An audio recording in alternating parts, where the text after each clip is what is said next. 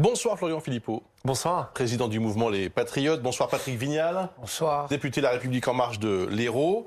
Et bonsoir Maître Éric de Caumont. Bonsoir. Vous êtes avocat spécialiste en droit autoroutier et en défense des automobilistes. On va commencer avec vous. Comment Vinci a pu croire un instant que les automobilistes qui, n'y étant pour rien, étaient passés gratuitement aux barrières des péages? Ce que on a cru pendant 24 heures, c'est qu'effectivement Vinci disait « Je ne veux pas que vous soyez pénalisés ». Vous savez que le fait de passer un péage en essayant de se soustraire au péage délibérément, volontairement, de frauder, c'est une infraction pénale. Oui, ça mérite une amende. Contravention de deuxième classe. Donc ce que Vinci avait dit, bien entendu, on ne demande pas de poursuite puisque vous ne l'avez pas fait exprès, vous avez été quelque sorte contraint de le faire, mais on vous demande quand même de payer ce que vous auriez dû payer dans le cadre du contrat de mise à disposition de l'autoroute qui se résout par un péage. Bon, ce qu'on nous dit aujourd'hui, c'est que, en fait, on avait mal compris, parce que ce que voulait demander Vinci, c'est en réponse aux bons citoyens et aux bons clients de l'autoroute qui avaient déjà contacté certaines sociétés d'autoroute en disant « j'ai pas pu payer, je veux payer », ils apportaient la réponse disant « pas de problème, vous allez vous voir payer, on va faire en sorte que vous puissiez payer, et bien sûr, il n'y aura pas d'amende contre vous ». C'est le communiqué officiel. C'est un peu gros quand même, non? Demandez-leur, je n'en sais rien. Ouais. Moi, tout ce que je sais, c'est que, contrairement à ce que dit Madame Borne, je pense que juridiquement, la demande qu'on a tous cru comprendre de Vinci Autoroute consistant à dire « vous devez me payer le passage que vous avez effectué et que vous n'avez pas réglé à cause des gilets jaunes », juridiquement, sur un plan civil, pour moi, c'est fondé. Oui, mais il y a l'aspect juridique et puis il y a déjà, la réalité. Voilà, il y a l'aspect mise en œuvre. C'était une usine à gaz pour y arriver, et je pense que ça aurait coûté beaucoup plus cher aux sociétés d'autoroutes d'essayer de récupérer les sommes que ce que représentaient les péages. Et puis vous avez raison, il y avait le contexte. Ouais. Et dans le contexte actuel, ça semblait de nature peut-être à faire remonter un certain nombre de mécontentements. Au minimum. Pourquoi, selon vous, les péages symbolisent à ce point ce conflit? Ils sont devenus, comme les ronds-points d'ailleurs, les centres névralgiques de la crise des Gilets jaunes. Écoutez, je ne suis pas gilet jaune ni porte-parole des Gilets jaunes. De toute façon, ça n'existe pas, il n'y en a pas de porte-parole. Mais je pense, pour les témoignages que j'ai pu obtenir d'un certain nombre d'automobilistes, pouvoir expliquer ça probablement. Ce sont deux pistes, pour deux raisons. La première, c'est que les sociétés d'autoroutes représentent, aux yeux d'un certain nombre de personnes modestes, l'archétype des sociétés riches, qui effectivement ont énormément d'argent, procèdent du pouvoir actuel et qui effectivement s'enrichissent sur le fait que tous les gens, y compris les gens pauvres, doivent payer leur éco pour utiliser une autoroute, ce qui n'est pas une fatalité puisque dans des pays, beaucoup de pays d'Europe, l'autoroute est gratuite. Bon. Deuxièmement, il y a aussi, je pense, un mécontentement qui nous ramène un peu aux 80 km/h. C'est-à-dire, grosso modo, pour beaucoup de gens modestes, ça a été, bon, alors, les routes, c'est gratuit, mais tu me fais baisser à 80 km/h et on se tue 5 fois plus que sur une autoroute. Pour aller sur une autoroute et finalement sauver des vies, dont les miennes, bien sûr, et celles de mes proches, il faut que je paye beaucoup plus cher. Donc cette sélection par l'argent qui, encore une fois, coupe les gens modestes des gens aisés, les territoires des gens nantis, je pense que pour eux, c'est un symbole de cette sélection par l'argent, y compris en matière de santé, de survie sur la route. Ouais. Maître de Caumont, les prix, les tarifs pratiqués par les sociétés d'autoroutes sont-ils justifiés? Ils vont encore augmenter dans quelques jours? Alors écoutez, le 1er janvier. Il faut savoir que les tarifs des sociétés d'autoroutes ne sont pas fixés par les sociétés d'autoroutes. Ce sont des décisions gouvernementales, ce sont des décrets avec une hausse qui est accordée plus ou moins régulièrement et qui est censée couvrir la hausse du coût de la vie, l'inflation, et la hausse de l'entretien. Est-ce que c'est justifié? C'est un système. Attendez, juste un mot, parce que vos camarades de jeu sur le plateau ne sont pas d'accord. Est-ce que vous pouvez tirer ça sur ce point, ça a été privatisé. C'est un drame d'ailleurs. C'est en 2006 effectivement. Il faudrait renationaliser. Aujourd'hui, c'est les bien prix sont fixés par l'État ou pas? Non, aujourd'hui il y a des sociétés privées qui exploitent cela, qui fixent les prix. Non, bien sûr. Et d'ailleurs, ça a augmenté beaucoup plus vite depuis que c'est privatisé qu'auparavant. Non, je veux dire, c'est un bien qui a été financé par des générations de Français. Il faut renationaliser évidemment les sociétés d'autoroutes. Ce qu'a fait Vinci aujourd'hui, obligé à la fin de la journée de s'écraser sous la pression populaire et politique et les autres, médiatiques, est quand même hallucinant. Ça prouve quand même que ces gens-là sont complètement déconnectés. Voilà. Pour quelques euros de profit, parce qu'en plus ça aurait fait quoi? Quelques centaines de milliers d'euros, bon, quelques millions d'euros. Ils sont prêts à ça, alors qu'ils font déjà des milliards de bénéfices, qui est complètement hallucinant. Enfin, ils évoquent des dizaines de milliers d'euros de pertes quand on compte les dégâts. Vinci fait des milliards de bénéfices. Il faut renationaliser d'urgence ces sociétés d'autoroutes qui appartiennent au peuple français, aux Français et à eux seuls. Pour une fois, je serais d'accord avec Florian Philippot. Cher maître, je crois qu'en 2017, le bénéfice des actionnaires, c'est 1,8 milliard. Vous me confirmez? Entendons-nous bien, je ne suis pas ici le représentant des sociétés d'autoroutes. J'expose juste un système juridique qui a été mis en place. Au début, les autoroutes étaient gratuites. Et vous la payez. Exactement. Ce que je veux dire, cher maître, c'est que franchement, moi je condamne la casse. C'est inacceptable. Totalement. Ce qui se passe, on est tous d'accord. Totalement. Mais bon, très franchement, à une période un peu difficile et compliquée, si les actionnaires y perdent quelques milliers d'euros, franchement, je pourrais dormir tranquille ce soir. Je pense pouvoir vous confirmer, sans être dans les comptes, que probablement que les sociétés d'autoroutes ne déposeront pas le bilan à l'issue de cet épisode un peu houleux. Ça, c'est sûr. Et si je veux être cynique jusqu'au bout, je dirais y compris les dégâts causés au péage. Ça, c'est sûr. Bon, donc bonne décision. Et quand Vinci dit ça a été mal expliqué et mal compris, honnêtement, accordons-leur le bénéfice du doute. Il faut de la mauvaise avocat. politique, simplement. Bon. C'est pas grave. Disons qu'il y a eu un tollé tel que, finalement, c'est heureux que ça ait été mal compris. On va dire ça comme ça. En tout cas, cette décision maintenant est entérinée ce soir et Vinci donc, ne demandera pas aux automobilistes de rembourser donc ces péages franchis gratuitement. Une des images de la journée, c'est l'évacuation de ronds-points dans de très nombreuses régions, dans de très nombreux départements, comme ici à Saint-Brieuc. Vous allez le voir, les forces de l'ordre ont fait appel parfois à des équipements pour évacuer les ronds-points. C'est une demande, on le sait, du ministre de l'Intérieur, Christophe Castaner, qui dès hier disait « ça suffit » et demandait aux Gilets jaunes de quitter les points de blocage. On écoute ces témoignages. C'est beaucoup de souvenirs qui disparaissent. Après, on va les garder en mémoire quand même. Mais c'est beaucoup de souvenirs qui s'en vont. Il faut surtout maintenir la pression et puis attendre la fin janvier pour voir un petit peu comment ça va se passer. Hein. Mais c'est un mouvement qui... Je ne sais pas s'ils se rendent compte qu'un mouvement citoyen, ça ne s'arrête pas comme ça. Hein. Eh ben, on va continuer. On va rien lâcher. On va encore faire montrer qu'on est là. S'il faut qu'on fasse Noël avec les Gilets jaunes, on fera Noël avec les Gilets jaunes. Si on doit sauter la nouvelle année avec les Gilets jaunes, on le fera aussi. On lâchera rien. Florian Philippot, petit à petit, cette crise des Gilets jaunes se termine, en tout cas sur le terrain, sur les ronds-points, sur les lieux de blocage, peut-être pour renaître plus tard ? Non mais là, ça ne se termine pas, c'est de force. Il y a même des endroits, j'ai eu des échos en Normandie, des amis qui m'ont appelé, c'est très violent. Très violent. Un peu comme on a vu le maintien de l'ordre, les ordres qui ont été donnés aux policiers, très violents. On les gaze, on gaze les manifestants très rapidement. Enfin, c'est épouvantable. C'est pas digne d'une démocratie, ça fait la honte de la France. Je leur dis, reprenez les ronds-points après Noël, vraiment. Ne vous laissez pas faire. De toute façon, le mouvement populaire, il est très fort. Les revendications n'ont pas été entendues. Elles sont sociales, mais moi, je pense que c'est un mouvement qui est fondamentalement anti-oligarchique. Voilà. C'est pour ça, d'ailleurs, qu'il va aujourd'hui sur le référendum d'initiative citoyenne. On veut se faire entendre. On veut être écouté. On veut être respecté. On veut décider. On est le peuple souverain. Et donc, ce mouvement anti-oligarchique, il est impressionnant. Il a avancé à toute vitesse. Il y a 4 semaines, c'était la taxe carburant. Ensuite, c'était l'ISF et les salaires et les retraites. Très légitime. Ça continue. Il n'y a pas eu de réponse.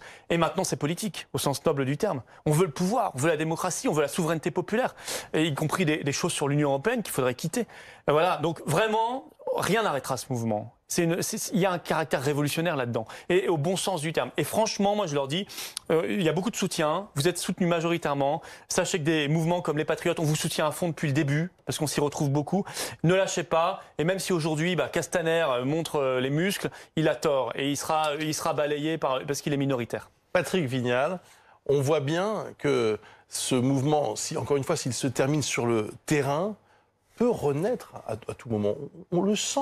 Mais moi, je le souhaite. On sent que Mais je souhaite que ce mouvement... Un feu qui n'est pas éteint. Mais moi, je souhaite, je suis étonné, Monsieur Philippot, vous êtes un homme qui aime l'ordre. Vous le souhaitez? Mais bien sûr que je le souhaite. Vraiment? La différence avec les yeux vous, dans les yeux. c'est que moi, j'ai pas peur de la démocratie. Ah, mais moi ça non fait plus. longtemps qu'on l'a fait. C'est pour ça que je souhaite le référendum d'initiative citoyenne, contrairement à vous. Non, mais vous vous trompez. Vous lisez Vous le pas souhaitez? encore dans mes yeux, Vous le dans mon souhaitez? café le matin, Et vous le cher ami. souhaitez? Mais je vous y inviterai. Vous déposerez à une voir ce qu'on peut proposition de faire. loi en Mais ce bien sens? sûr. Vous savez, Promis juré? Vous savez, là où Non, mais attendez, c'est important. Non, on dit pas n'importe laissez-moi quoi devant les exposer. Français. Vous savez, le problème. Est-ce que vous allez déposer une proposition de loi? La classe politique, elle est indécente. Vous êtes indécent dans vos propos. Non, moi je suis Parce très que ça fait décent. 5 semaines. Là, vous venez de mentir aux Ça Français. fait 5 semaines. s'il vous plaît, Faites pas cette Ça proposition de fait loi. 5 semaines que les Gilets jaunes, ils sont sur les ronds-points. Ouais. 5 semaines, ça fait.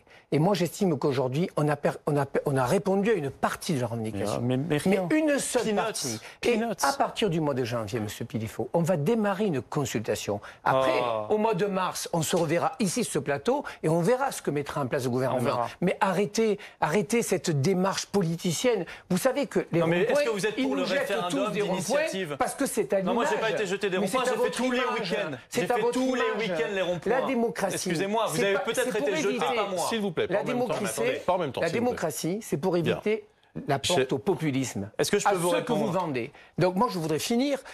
C'est très clair. Moi, samedi matin, je rencontre l'ensemble des maires de ma circonscription. Alors, vous avez créé le Lab citoyen dans votre circonscription de l'Hérault. C'est quoi ça, le ben Lab citoyen? du blabla, tout En ça. 2012, Ah bah, Monsieur laissez-le Philippot, finir, au moins. En 2012, quand j'ai été élu, j'ai décidé que je ne voulais pas exercer le pouvoir tout seul, parce que le pouvoir, à force, il rend fou, alcoolique ou dépressif, quand on y Mais reste donc, trop longtemps. j'espère que vous avez pas les trois réunis. J'espère que vous n'oubliez pas beaucoup pour vous. Donc, qu'est-ce que j'ai fait? J'ai mis en place des experts citoyens, 300 personnes, et tous les projets de loi, ils partaient du terrain pour monter jusqu'à Paris. Parce que c'est ça, la démocratie qu'il faut inventer. Donc là, Et vous moi, allez je le réunir répète, 40 maires, c'est ça? je dans votre réunis les circonscription? maires et nous allons monter un cahier des charges. Mais vous n'allez pas court-circuiter le grand débat qui va être Mais lancé c'est par, avec le grand débat, le Monsieur président. Toussaint. Vous savez, j'ai fait un débat pour le CICE, il y avait 1200 entreprises. J'ai fait un débat pour le monde associatif, il y avait 1000 associations. J'ai fait un débat pour la déchéance de nationalité. C'est le seul moment où ma dignité a été supérieure à mon mandat et à ma fidélité à mon parti. Donc on n'a pas peur d'ouvrir les portes et les fenêtres de la démocratie. Pour moi, les Gilets jaunes, et vous le savez, je l'ai tout le temps dit depuis 5 semaines, c'est une chance. Si on sait prendre cette chance-là. Donc moi, je dis aux Gilets jaunes, maintenant, de prendre un temps de repos. Vous avez vu qu'en ce moment, que ce soit mon président de groupe ou le gouvernement, on est tous fébriles, on le sait. Mais oui, Bruce, on se lève le matin se disant, Non, je croyais que qu'est-ce qu'on a c'était mal le- fait? c'est pas le- Donc on assume C'est tout la cela. fatigue, c'est pas le trop plein d'intelligence, Mais comme, comme on l'avait compris. Vous savez, Georges Frêche disait, ceux qui disent une bêtise souvent, c'est pas qu'ils sont trop intelligents, c'est qu'ils ont dit une bêtise. Alors, une seconde. J'aimerais faire réagir Florian Philippot à ce qui s'est passé. Alors, allez-y, vous voulez réagir sur le mais bien sûr. Non, mais attendez.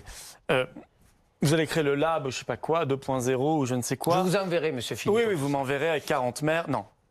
Si vous écoutez le peuple, vous écoutez le peuple. Pas 40 maires, le peuple. Et les maires ne sont pas Donc- représentants du peuple? Et attendez, Ça leur fera plaisir. Et le souverain, c'est les maires. Moi, j'aurais beaucoup de respect pour les maires, mais il y a un souverain qui s'appelle le peuple. Ouais. Voilà. Donc c'est pas les maires, c'est le peuple, les souverains. Sinon, c'est autre chose. Alors, vous allez, si vous êtes honnête, si vous êtes sincère, vous allez déposer au nom de En Marche, puisque vous êtes majoritaire à l'Assemblée nationale, une proposition de loi pour créer le référendum d'initiative citoyenne. Mais Monsieur Philippot, je Mais vais vous allez attendre pas le faire. d'abord, je vais attendre Vous de allez pas le faire. consulter. Je vais attendre de Oui, consulter vous allez faire le blabla. les mais Gilets enfin, jaunes et alors, les citoyens très bien. pendant 3 mois. Vous savez pas ce qu'ils veulent. On C'est sait la- ce qu'ils veulent. On Ah, sait mais ce moi, qu'ils veulent. une grande Arrêtez. partie, Arrêtez. une grande partie, On je sait ce sais, qu'ils veulent. je sais pas tout, Monsieur On sait Philippot. ce qu'ils veulent. Et alors là, votre histoire de débat, en 2018, on a eu 4 grands débats nationaux organisés par le pouvoir. 4. Bioéthique, la fiscalité écologique, l'Europe, etc. Bien. Personne n'en a entendu parler. Ce sera la même chose avec le vôtre. Ça, c'est du blabla pour Bien. endormir Alors, les gens. Si Moi, c'est du blabla, on avance. Et je voudrais vous Bah parler. oui. Non, mais je pense qu'il faut Monsieur maintenant Philippot, être je vous réponds si vous honnête. permettez. Allez, s'il vous plaît. Il Sur faut le être fond, honnête, Non. sincère. Si vous voulez le pouvoir On au avance. peuple, vous lui donnez Sur le le référendum fond, d'initiative citoyenne. On avance et je voudrais quand même vous faire réagir à ce qui s'est passé cet après-midi, qui est quand même assez rare, c'est-à-dire une annonce de Matignon à 16h42. Le gouvernement renonce à une partie des premières mesures annoncées mi-novembre. Ça concernait notamment l'extension du chèque énergie. Et puis patatras, regardez, 19h20, les mesures annoncées en novembre seront finalement maintenues. Patrick Vignal, vous disiez tout le monde était un peu fatigué, d'accord, mais c'est pas sérieux. La politique de la France ne se décide pas avec la calculette de Bercy. Voilà, je vous donne une réponse. Il faut que le pouvoir politique reprenne sa place. C'est le plus important. Monsieur Philippot, un point important. Je pourrais vous rejoindre sur certains rapports. Je peux être d'accord avec vous. Si on fait des rapports parlementaires et qu'on serre la main au Premier ministre et qu'il finit sur étagère, ça ne marche pas. Je vous donne un exemple précis. Moi, j'ai fait 3 rapports. Un rapport sur le monde associatif, le temps de Manuel Valls. On a obtenu 200 millions de crédits pour le monde associatif. Un rapport sur le CICE, on a fait le CICE. Et le dernier rapport que je soutiens, c'est sur les arts martiaux et j'arriverai à soutenir ça. Donc je suis désolé de vous le dire, pour vous expliquer que des fois les rapports ils vont au bout. Ce grand cafouillage au niveau des annonces, ce cafouillage au niveau des annonces de Matignon, c'est pas seulement un problème de communication, c'est parce qu'on se rend compte que ça coûte de l'argent, qu'il faut trouver les financements, qu'en effet, à Bercy, tout le monde n'est pas d'accord. Florian Philippot, il faut assumer ces mesures prises par le gouvernement. Il faut aller jusqu'au bout. Mais bien sûr, mais évidemment. Mais que vaut la parole gouvernementale aujourd'hui quand vous avez un président de la République qui, dans une allocution officielle, ment ? Quand il dit les smicards, les travailleurs au SMIC auront 100 € et qu'on apprend quelques jours plus tard, enfin moi je l'ai dit un quart d'heure après parce que j'avais vu l'entourloupe, que c'est que la moitié d'entre eux qui auront les 100 €. Bon, avec la prime, c'est pas une hausse légale, c'est une activité.